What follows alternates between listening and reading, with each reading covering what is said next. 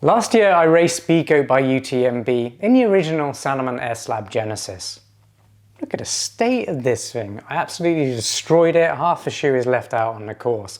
But I was so happy with my choice. And I'm pleased to announce that Salomon has refined my technical trail favourite without losing what I really loved about it.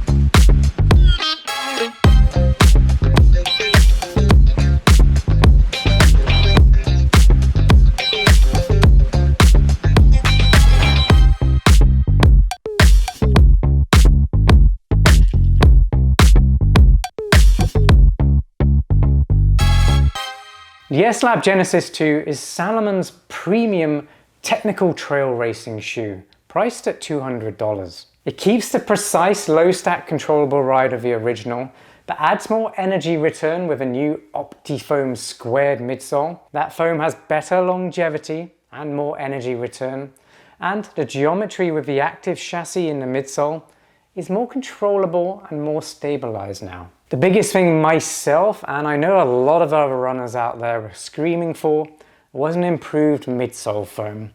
And I'm pleased to tell you it's here. Time to go over those key specifications. They cost $200 and they're available on August the 1st. Definitely worth a wait for these ones. And I will let you know by the end of this review if they bring good value for money. They weigh 9.3 ounces or 264 grams. That's for a size US men's 9, my pair. That is a little bit heavier than the previous version, which weighed 9 ounces. By the way, if you are looking to decide between these two trail running shoes for all mountain running, well, I am going to be putting out a comparison video which compares the two. This one is $150 and it's an all mountain trail running shoe as well, but it's not tailored for fast movement or racing as much as the S-Lab version of the Genesis. So there are some key differences that I want to point out. But if you do want to learn more about the standard Genesis 2, follow that link up there, that'll take you to my review of it. They have a drop of 6mm, that's 31mm under the heel, and 26mm under the forefoot. So it used to be 8mm. 6mm drop is much better for me personally. I prefer a lower drop when running on technical terrain.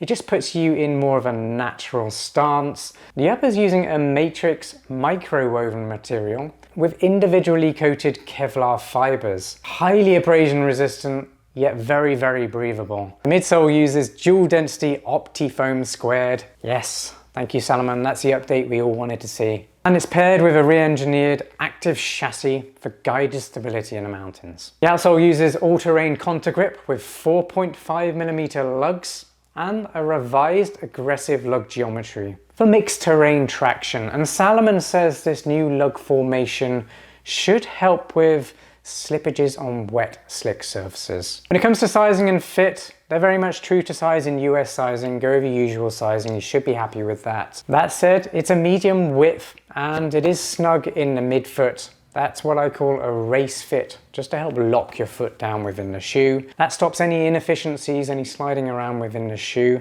and it helps with the control on technical trails. If you're wondering how it compares to the previous version, the S-Lab Genesis original, the fit to me feels very, very similar. As with the previous version, you will need to break in this midfoot section a little bit. If it feels a little bit narrow on you, just give it a little bit of time. The lockdown is really good because of that snug midfoot. Heel lockdown is very good as well. And with the quick lacing system, you get a really nice, fast, secure, precise, comfortable fit. If you're enjoying this review so far, please give the video a like. And if you see that hype button down there, make sure you tap it.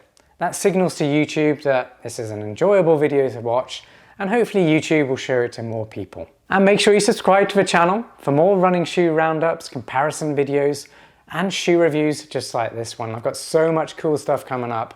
Can't wait to show you. Subscribe and hit that notification bell. And if you've had experience in the Salomon S-Lab Genesis or the new version, I want to get your thoughts on this shoe. Do you like it? Why do you like it? Do you hate it? Why? Put as much information as you can. It's going to help me understand how you've been using it, your thoughts on it.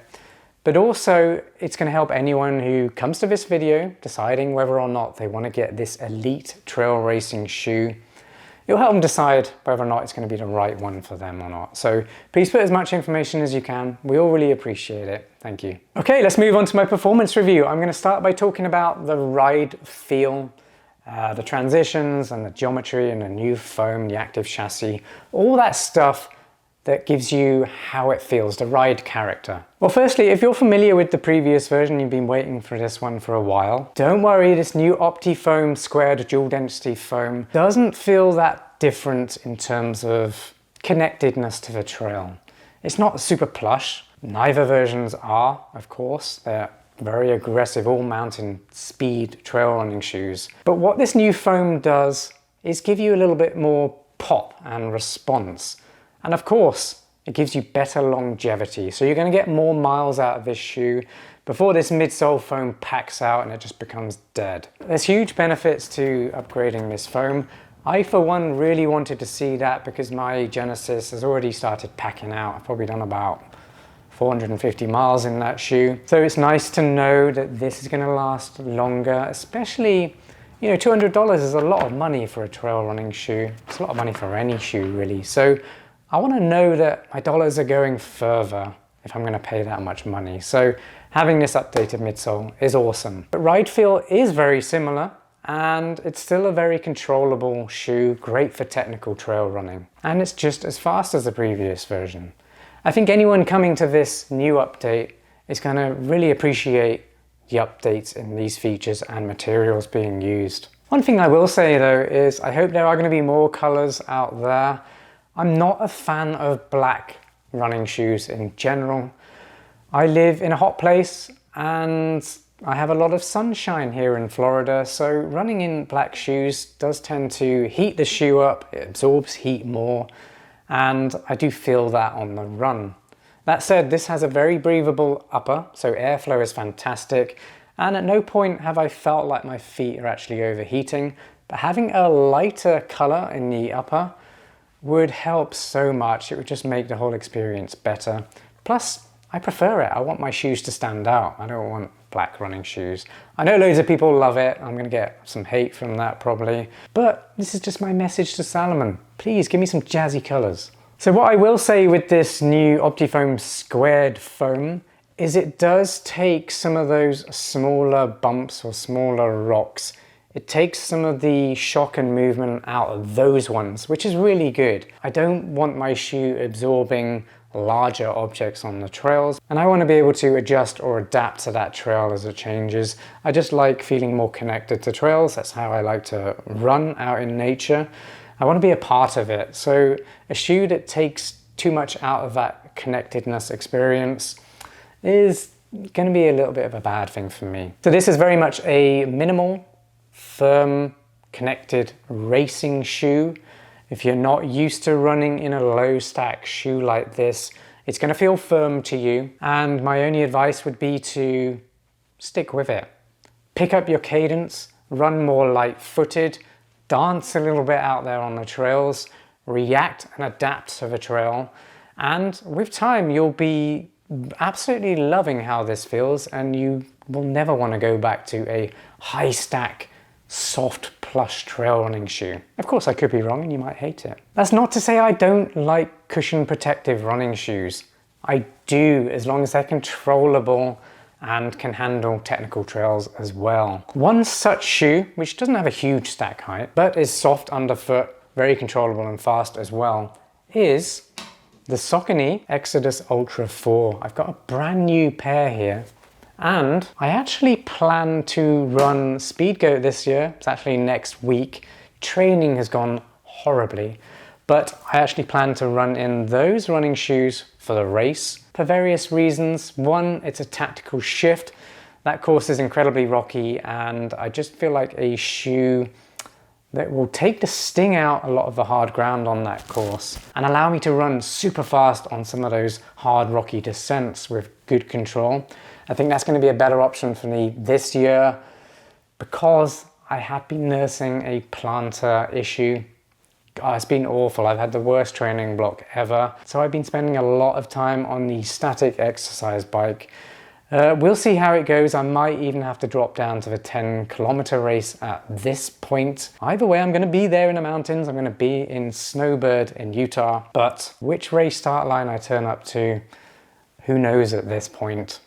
I'm thinking maybe the 10K. That will allow me to race harder, and even if my plantar is hurting, I can probably push through it and have an enjoyable time out there in the mountains. I just want to spend time. I want to race in the mountains, and it's just so annoying having an injury that threatens to stop you doing that. Please give me some motivation, guys. The active chassis is one of the more functional upgrades to the S-Lab Genesis 2. That gives you a guided correctedness on the trails. It doesn't act like a stability shoe in terms of forcing your gait or correcting you. It just helps stabilize your foot in the shoe and help reduce any potential of ankle rolling. Traction is fantastic. The lugs are super aggressive here. It's very similar to the previous version. Hopefully you can see that. Same, but different. And it's the same rubber compound, but Salomon does say this new lug formation should help with slippage in wet, slick conditions. We'll see. I haven't had much testing on wet, rainy days yet, but I am definitely going to be running in these, like I said, so I will report back if I get any slippages. All in all then, this is very much a minimal trail racing shoe for technical trail running. Fits like a glove. You can almost feel the air lock or the air pass out of a shoe when you slip it on, because it's a stretchy knit upper around the edges and it just sucks onto your foot. It's a wonderful experience. And then when you do the laces up tight with this quick lace system, tuck them away in the garage up the top here, you get a race day fit that just blends with your feet. It's almost like an extension of your body when you're wearing it.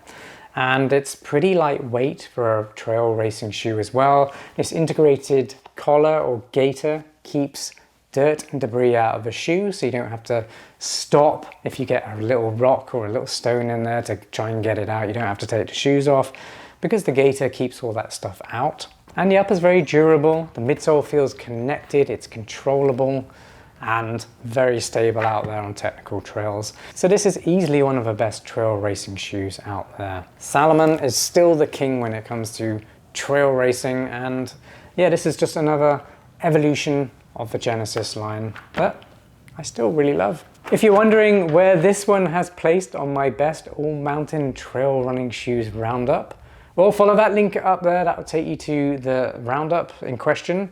And if you are shopping around for an all-mountain trail running shoe or racing shoe, that will help you find the right ones for you, because there are a lot of great ones out there right now. Okay, time for my final verdict. Is the Salomon S-Lab Genesis 2 worth $200? Yes, easily. There aren't many trail racing shoes out there right now that can compete with this. They're just not doing the same thing.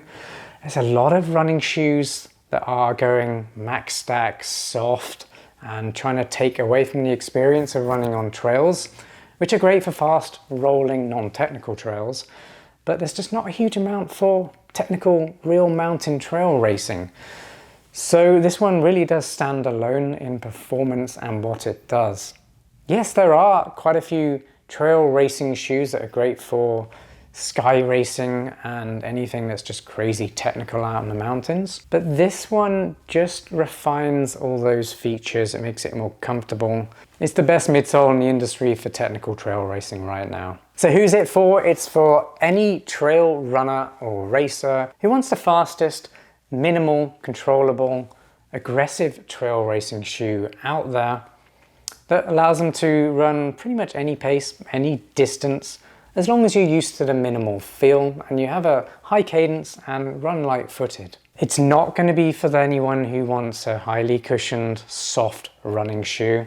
This is not that. It's a completely different experience and it's for a very different runner. I think you'll know who you are. If you've got any questions about it, maybe I missed something, I am human, just drop it down below and I'll get back to you. I reply to everyone. And if you didn't before, please hype the video and make sure you subscribe to the channel for more running shoe roundups, comparison videos, and shoe reviews just like this one. Thanks for watching and I'll see you on the next review. Peace.